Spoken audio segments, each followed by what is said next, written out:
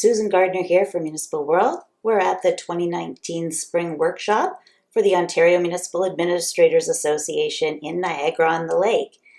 Joining me in our media room is Jesse Hirsh, keynote speaker this morning, futurist and agitator. Welcome, Jesse. Thanks, Susan. Nice to have you back in our media center to chat about all things technology and what's happening out there that we need to be aware of.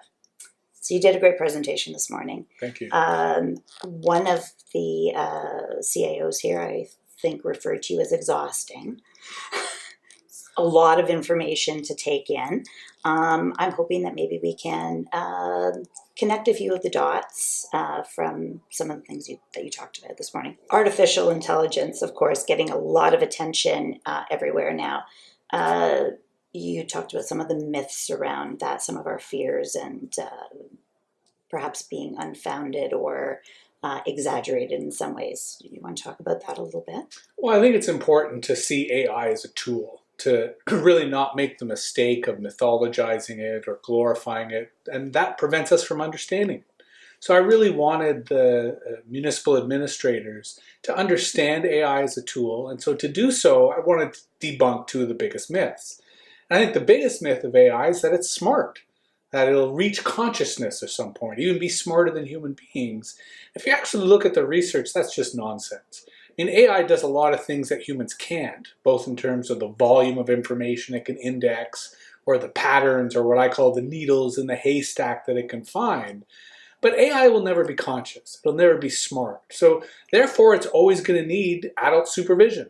We're never going to be in a situation where we don't know how to use the technology anymore. We're not going to find ourselves in a Star Trek episode where... No, quite the opposite. I mean, science fiction, Hollywood has certainly given us lots of grand tales about AI, but it's important we see it for the tool that it is. And then further, we use that tool critically and responsibly. I mean, automation offers a tremendous amount of potential.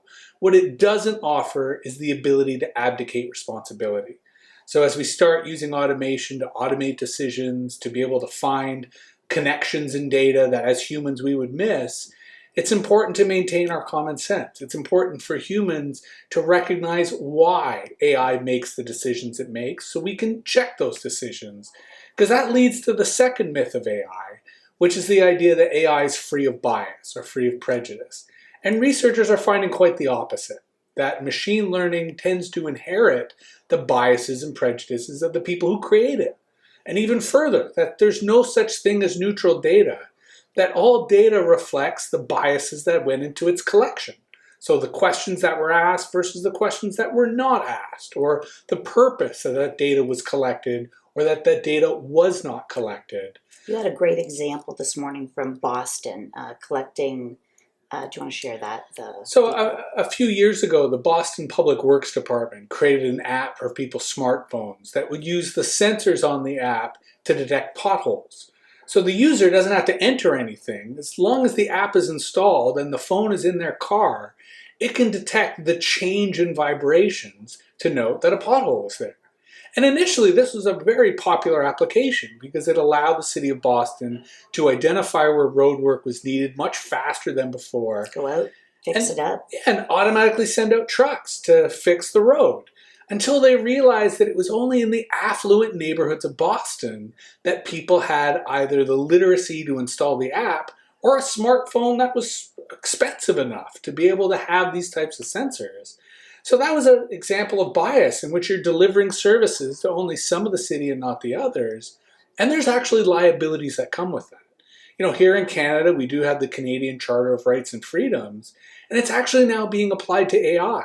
So that if, for example, a municipality employed AI to determine where bylaw officers should go, and they were only sending bylaw officers to people who were below a certain level of income, well, that opens up the municipality to a lawsuit because they're discriminating and therefore in violation of the charter.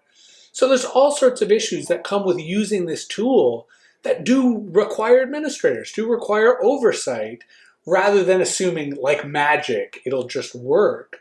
So that's why I think it's important to see AI as a tool, not as a magic wand, and certainly not as some kind of god that will automatically solve our problems.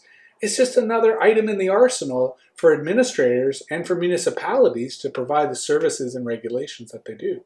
So you talked a lot about also AI is not going to reduce the number of jobs, eliminate jobs. It is going to change jobs, including for administrators. Um, Municipalities, of course, are going to continue to be need to be accountable to their citizens around these things. What other kinds of changes for CAOs? Well, this is another myth that people like to believe that AI is going to create massive unemployment. And all the research on automation shows that, in fact, it doesn't. What it does is it changes our jobs, and in particular puts a lot of emphasis on learning. Because if you think about school, the things you learned in school are going to be less and less relevant to your actual work. And instead, you need to be learning on the job. You need to be constantly gaining new skills and new literacies. And for chief administrative officers, a big part of that is data literacy. I mean, data scientists are the new roles that are being created to Right. feed AI, to manage really the Internet of Things and the amount of data that we're now collecting from sensors and smart infrastructure. And many municipalities can't afford to hire a data scientist. They're That's not right. large enough to have that expertise. So it's really the chief administrative officers, and it's their shoulders, metaphorically speaking, that role and responsibility come down to. Part of it's the critical thinking skills of recognizing that AI will make mistakes, of recognizing that automated systems will have errors. So you need people on staff who can recognize those mistakes or at least question vendors when they're selling these types of systems, to ask the right questions to make sure that the controls and oversight are part of the products that are being offered. But the other side, I think, of the chief administrative officer is to understand technology and to understand the way technology will change municipal service delivery, will change the types of regulations, whether it's bylaw enforcement or even dealing with climate volatility in terms of floods, in terms of increasing amount of snow. Technology will play a role in all levels of municipal service, and the chief administrative officer needs to have both the literacy to understand these opportunities, as well as the critical thinking skills to push back, to recognize when technology is not required or when a new shiny product is a waste of money. Because city councilors are not necessarily elected because of their technical expertise. They're elected because of the issues that they champion for their community. So it's really the CAO, it's really the senior staff of the municipality who we will depend upon to have that kind of literacy and have that type of critical skills. And I think for a lot of chief administrative officers, it reflects their diverse professions. Yes. Some are lawyers, some are accountants, some are engineers. So I think they have the potential to really expand those level of skills and that level of knowledge. But it requires an attitude. It requires a willingness, an open mind to say, as the leader of the municipal professional service, it's my job to be learning so that my staff also see learning as part of their jobs, so that it's not that your role is fixed forever, quite the opposite. It's more that your role is ever evolving as the municipality deals with new challenges and opportunities that a technological society offers. Yes, and infusing that kind of culture of learning throughout the organization so that it drives it forward. Well, and further to infuse that joy of learning throughout the whole community. Because on the one hand, you do need the municipal force, the municipal service to be adapting and to be resilient, but you want your community to as well. And I think I was encouraging the town hall, I was encouraging the city hall to become a source of learning, not just for staff, but for the community. So when they come in to pay a tax bill, when they come in to register their dog, maybe they see a poster, maybe they see a display that gives them ideas about their business, about their community, about their family, so that we're providing leadership not just for municipal staff, but for the whole community when it comes to making the most of our technology. I really liked the kind of analogy you drew between the Apple Genius Bar, for example, and the potential to do something like that in City Hall. Is there any place you know of that has something that is akin to that? Well, I mean, part of what I'm describing is the information desk or the help desk Sure. that a lot of municipalities do have, but they tend to have a very narrow scope or application. They'll help you with municipal issues. They won't help fix your tractor. They won't help you build a 3D printer. They won't help you figure out, how best to raise kids in a screen-saturated world, or how YouTube is really changing the way in which kids get culture. And I think they should. I actually think that there is a need for a community, for a municipality, to offer that same level of support. And smaller communities kind of are. And it's partly because there just is a familiarity. There is a sense of togetherness or intimacy that when you are at City Hall, you can ask those broader questions. And it's also something that libraries play a role of. That generally librarians are people that you could go to and ask any question, and they'll show you the book, they'll show you the magazine, they'll show you the website that provides that. So I would actually see municipalities, instead of seeing libraries as the sole role of that type of knowledge sharing, to actually build that capacity within the town hall. That could be an expanded information desk, so that you're offering technology support or you're offering those types of knowledge questions and answer. But it could also just be using the space that's within the town hall, using the council chambers when they're empty, using the meeting rooms when they're empty, so that community champions can step forward, encouraged by the municipality, encouraged by the municipal service, but still sharing that knowledge as openly as possible. Because if we accept the idea that we're headed into a knowledge economy, then we're only as prosperous as the knowledge we have. So let's share that knowledge throughout our communities, throughout municipalities, so that even municipalities can learn from each other. Imagine coming to an OMAA workshop and having an information desk that was provided by the association or provided by Municipal World, Sure. so that all these chief administrative officers have somewhere that they can go with their own questions. It's that model of each one teach one, of there's no stupid questions, and how really all learning is encouraged. How can we recreate that within the municipal infrastructure is something that I'd like to provoke, so that we can imagine this vision of an informed electorate and of having a smart community based on smart citizens. Does this bring in some aspects of social enterprise, building this kind of model in the community? Well, absolutely. And it really speaks to a social economy. That we can't think of our economy as just widgets or just services, but that there's a social layer which includes learning, which includes mentoring, which includes the public good. So that there actually is benefits to your bottom line when you're helping people. And if you think about it, that is the technology sector. Yeah. Right? The technology sector, they sell, say, advertising as Facebook's example, but they're also connecting you to your friends and family. Or YouTube, similarly, is selling advertising, but they're also giving you free knowledge and free entertainment.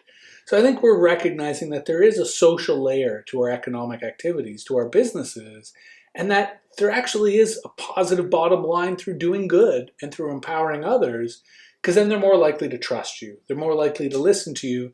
They're more likely to pay their taxes happily or patronize your business, because they're feeling that sense of empowerment and of knowledge.